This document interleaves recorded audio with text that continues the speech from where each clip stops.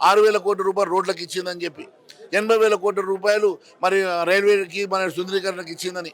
మరి ఇన్ని వేల కోట్ల రూపాయలు ఇచ్చిన తర్వాత మరి ఇంకా కూడా ఇంకా నువ్వు నీ నీ హామీలన్నీ కూడా నువ్వు నెరవేర్చలేని పరిస్థితిలో ఈరోజు నీ ఇన్ఎఫిషియన్సీ మంది మీద నూకుతా అంటే ఈరోజు వాస్తవానికి కేంద్ర బడ్జెట్ ప్రతిసారి కన్నా ఎక్కువ ఇచ్చి తెలంగాణకు ప్రత్యేకమైనటువంటి శ్రద్ధ చూపించి తెలంగాణని ఆదుకున్నప్పటికీ కూడా వీళ్ళు కేవలం ఏమి చేయలేని పరిస్థితిలో పూర్తిగా దివాలా తీసినటువంటి పరిస్థితిలో ఈ రాష్ట్ర ఆర్థిక పరిస్థితి పూర్తిగా దివాలా తీసే సందర్భంగా కేవలం మోసపూరితమైనటువంటి బడ్జెట్ని ప్రవేశపెట్టే ప్రయత్నం వీళ్ళు చేసింది. కేసీఆర్ బీజేపీ నేతలు చెప్తేనే ఈరోజు కేసీఆర్ సభకు వచ్చారని కొంతమంది కామెంట్ చేస్తున్నారు. కాంగ్రెస్ నేతలు ఎట్లా చూస్తారు?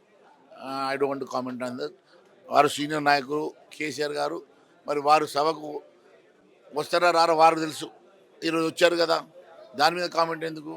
దాని ఈరోజు వచ్చాడు, ఆయన మాట్లాడతారు, బడ్జెట్ కూడా మాట్లాడుతూ అంటున్నారు కదా, దాని విషయం మనం ఎందుకు కామెంట్ చేయాలి?